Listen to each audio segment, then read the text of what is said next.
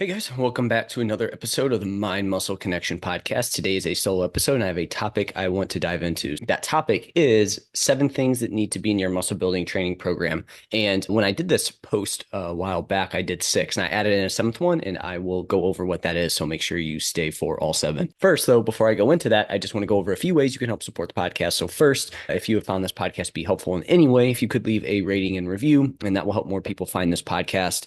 I want to reach as many people as possible and try to spread this information. And again, leaving ratings and review is definitely the way to make that happen. So if you found this podcast to be helpful and you think it's great information, and it will be helpful for people, please leave that rating and review, and that will go a long way. And again, I appreciate everybody who listens regardless.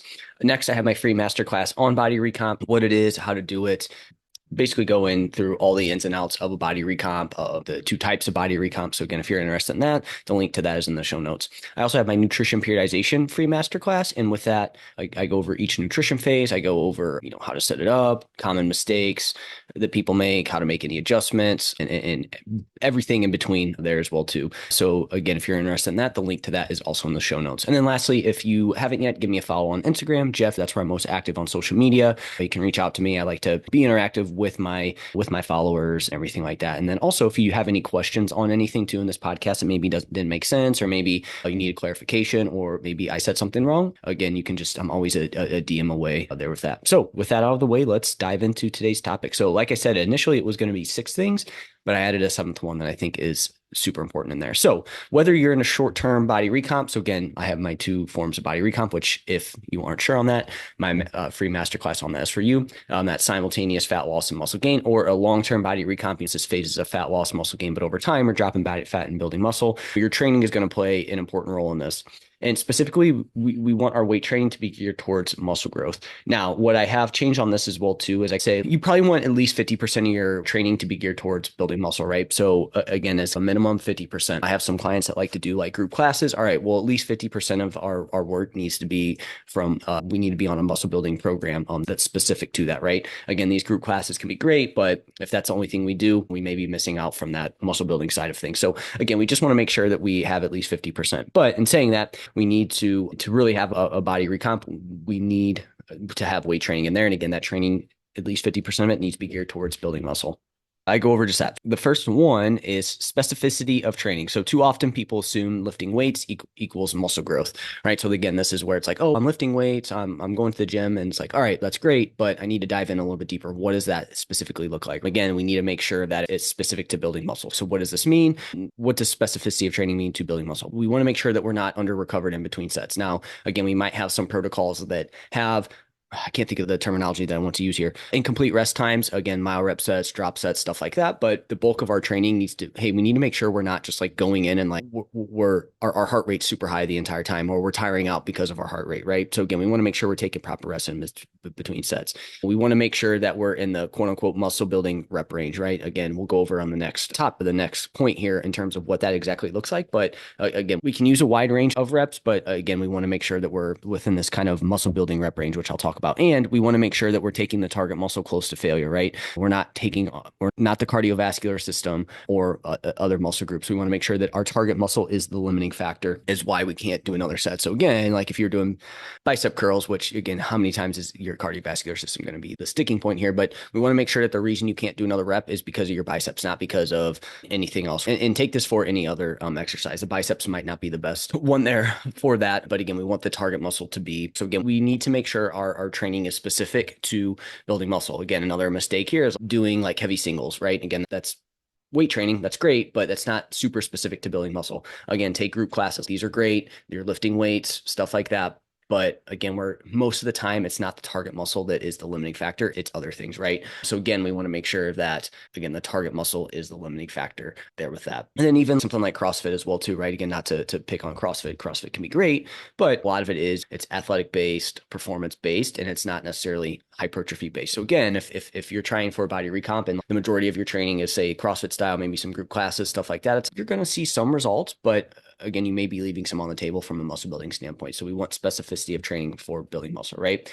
So how should our muscle building training be divided up? I like to have 80 to 90% in the 6 to 15 rep range. And again, we're making sure that we're taking things relatively close to failure, right? The target muscle is the limiting factor. Again, you don't have to go to failure, but we want it to be fairly close. And then you could do 0 to 10% in the 1 to 5 rep range, and you could do 0 to 10% in the 15 to 30 rep range. This is where we want to spend most of our time. And then the rest of the time, that other 10 to 20% can spend in the 1 to 5, 15 to 30, if you like that. But again, if we start seeing the 15 to 30 make up 20% or more, the 1 to 5 make up 20% or more, that's where we start to shy away from that specificity of training there with that.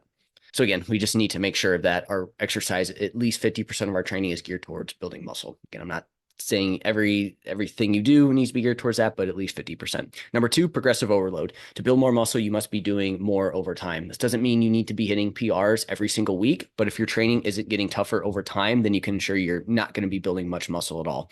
You can overload by doing more weight, by doing more reps, improving technique, doing more volume, more density of training, right? There's different ways that we can progress. It doesn't have to just be, hey, you need to add more weight. Really a common mistake that I see made with progressive overload is people think that every single time they go in, not only do they need to progress every single time they go in, but they also feel like they need to just add weight. And again, that's going to be something that's going to lead to poor technique, poor execution down the line, and probably your target muscle not being the limiting factor, and another joint or muscle group is going to be the limiting factor there with that. So again, we want to overload, we want to make it tougher over time, but we also don't have to do that every single session. Just over time, it needs to be getting more challenging. And again, we can do reps, we can do weight, and we can improve technique. We can do training density, which is like how much work you get in a certain amount of time, which again, we need to make sure we're not under resting in between that either as well too, right? So these are all ways that we can progressively overload. And I forgot volume as well too. You can progress via volume there, so long as it doesn't take away from intensity, and again, you're recovering and whatnot. So again, progressive overload needs to be in your muscle building training.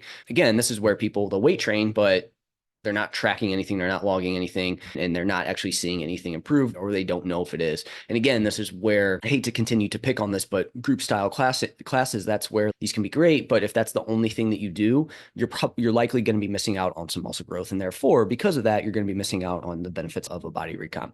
And number 3, the proper intensity. Again, not every workout needs to be intense, but if you go into the gym and your workouts never challenge you, or you never push yourself, then you can expect to be leaving muscle growth and progress on the table. So this is where a lot of times the consistency can go wrong, where it's, yeah, you're consistent, you're going in, but you're just not really doing anything. You're just lifting weights, you're just going through the motions. And look, I think there's periods of time that maybe that is the case and that's what you need to do. But if that's all the time and you're not happy with your progress, we need to make sure that intensity is there. So we want to keep most of our training in the 0 to 3 reps in reserve range there with that. So again, that's you're leaving anywhere from you're going to failure to you're leaving about 3 reps in the tank. And again, that's going to be challenging training. If you think 3 RIR training is easy and you can just breeze through it, you're probably closer to 5 to 10 RIR, if not more than that. So again, 2, 3 RIR is still challenging. So again, we need to make sure that we're at least getting to that point. And there's research to back this up that sweet spot's probably, as we get closer to failure, it's going to be better for muscle growth. That doesn't necessarily mean that you have to train to failure every single time, but the closer you get to failure, the better it's going to be. And there's probably some benefit to staying a couple reps in the tank from a fatigue management standpoint, which is coming up here soon. Now, my slide, not to spoil anything here, but again, we want to make sure our training is challenging, but also it doesn't have to be like you go balls to the wall every single training session either. You don't also need to go to failure. And if anything, if you're always going to failure, you're probably not recovering. And again, you're probably leaving some results on the table. So this is where, again, most of the time, 0 to 3 RIR, you have periods of time where you push a little bit more, other periods of time where you're not, but it's still always challenging. And there was a research paper that showed that 1 to 2 RIR was just as good as going to failure. So again, we need to make sure that, again, you can push to failure, and that 1 to 2 RIR came with a little less fatigue, so you're able to do a little bit more. So again, we could do 0 RIR, but just understand that's going to come at a higher fatigue cost. So you likely have periods of time where you're mostly in the 1 to 2, 3 RIR, and then every once in a while you take that maybe last set, or in that last week you go to failure a little bit more. But we just want to avoid going to 0 RIR every single time. That's a big thing, right? People hear, oh, you need to get closer to failure to build muscle. So then they think you need to go to failure to build muscle. And they have this binary thinking of non-failure training is easy, failure training is hard. And again, that's not the case there. All right, so number 4, fatigue management. Hard training and training that gets tougher over time, aka progressive overload, is going to generate some fatigue, right? You're going to have that recovery debt. If you never take lighter weeks, days off, or always train muscle groups when sore, you are shooting yourself in the foot here. However, on the other hand, if you never feel like you need to take lighter weeks in the gym or rest days, you could potentially be missing the first two things in your training, right? Progressive overload and proper intensity. It's this fine line that we want to walk. We don't want to just always push ourselves and then have poor recovery outside the gym, poor sleep, poor nutrition, poor stress management, and just keep pushing through that and train to failure. That's obviously going to lead to poor results. Your body's going to just be in this large recovery debt. You're not going to be seeing any results. Your body's just going to be working on getting out of that recovery debt and not actually adapting and actually changing there with that. We do want to make sure we take some weeks where maybe we're not training super intensely. We do want to make sure that we're focusing on things outside of the gym besides just pushing our training. And again, we want to probably not best to train 6-7 days a week every single week, right? Again, we want to have some times where we have some built-in recovery days, active rest days, etc. There with that. So fatigue management is super important. Again, this is one that most people probably they don't train enough. They probably don't push themselves enough, but there is a subset of the population that really just goes balls to the wall all the time and they're not focused on recovery, nutrition, anything like that. And that in itself can be an issue. Number 5, less exercise/workout variation. You don't have to do the same exercise for years at a time, but if you switch up your exercises, workouts every single week, you are going to be hurting your progress. So with clients, we work in 4 to 10 week phases where we keep exercises the same. Then after that, I switch up about one or less exercise per muscle group every 4 to 10 weeks, maybe a little bit more than that. Sometimes it could be 2 to 3, but again, we're just cycling through a couple exercises, but we are keeping certain ones in for extended periods of time. So again, it's making sure that we're not just changing things up every single time we go into the gym. Again, 2 things that come to mind here. Group classes, right? Again, usually they're changing things up pretty regularly, right? With that. So again, it's hard to really progress because you don't know what you did, you don't know what you need to do. You're also learning new movements all the time. It does take some time to really get movements dialed in and actually learn how to execute them. So if you're changing it up, that you're going to be shooting yourself in the foot, but also the tracking aspect of it as well too. So again, not to pick on group classes, but this is where, again, they can be limiting. And then on top of it, if you're someone who is just training, you're lifting weights, but you don't really follow structured programs, like you just do something, hey, this is open, I'm going to go do this. Hey, this sounds fun today, I'm going to go do this. Again, you're likely shooting yourself in the foot here with that. Again, you're going to the gym already, so okay, let's take things to the next level. And also at the same time, like there's nothing wrong with that. You're probably going to maintain muscle, build a little bit of muscle for a period of time, but there is going to be a point where it's like, hey, I'm spending all this time in the gym, and you're either frustrated with the lack of results with that, or it's like, hey, I'm just spending all this time, so I might as well take things to the next level there with that. But in the beginning, you're definitely able to get away with just doing things, and that's going to work for a period of time. But at some point, like I said, you're going to get to that point to where it's either, okay, I either want to speed up my results or I actually want to see results for the time that I'm spending. Number 6, we need to have consistency, right? All the people with the most muscle have been doing this consistently year over year. So you have to be consistent. You need to do this with that. Not only do you need to train consistently, but for best results, doing all these things in this post consistently as well. Because like I said, with consistency that's thrown around and again, that's great. You are going to build muscle if you're consistent over time, but that can lead to people just being complacent and just going through the motions. And again, at a certain point, like there's periods of time where that will work, and where you probably need to do that. But again, if we want to push the needle forward over time, we need to make sure we're staying consistent, but we're also consistent with the things that I just talked about. That's the biggest thing, because usually when somebody has issues with building muscle, one of these things are off, right? They're not doing one of these things. And again, maybe they do it for a little bit, but they're not consistently applying it to their training week over week, month after month, right? And like I said, you don't have to do that for the rest of your life every single day, but again, for periods of time, you probably want to do this. And again, what is it? It again doesn't always have to be like 0 RER all the time. Maybe if you find that, oh, hey, I can actually keep a couple reps in the tank and I just need to focus a little bit more on my nutrition and overall recovery. And now I'm able to really actually stick with it long term versus before where it was like, yeah, you were going, but you were just pushing yourself balls to the wall, weren't focused on recovery. And then it's no wonder it was hard for you to stick with that. So doing these things and improving on them also improve your consistency.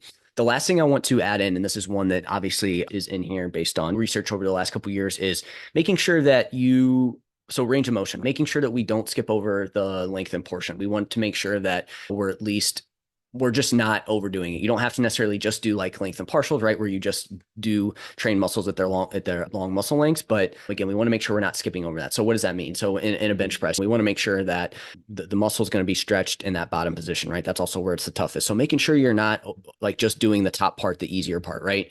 With that bicep curl, again, making sure we're not skipping that bottom portion of it. Tricep, making sure we're not skipping that part where we're at the bottom and it's the toughest, right? Squats, anything like that with the legs, that we're not skipping out on that bottom portion. We're at least making sure that we're biasing our training towards that. And again, you don't have to just do length and partials, but you need to make sure that you're not overlooking that part, because you likely are missing out on some muscle growth if you're doing that. So this is where like kind of partials become an issue, because again, in a squat, if you just do the top part of the squat, it's like that's the easiest part. Your quad and stuff are in the shortened position. Whereas when you get to the bottom, that's where everything's stretched. It's the toughest. And again, that's the part where most people skip out on because it's just more challenging. So I'd rather see you do a little less weight, get a little bit more range of motion, and make sure you're taking that muscle through its long muscle length there on that.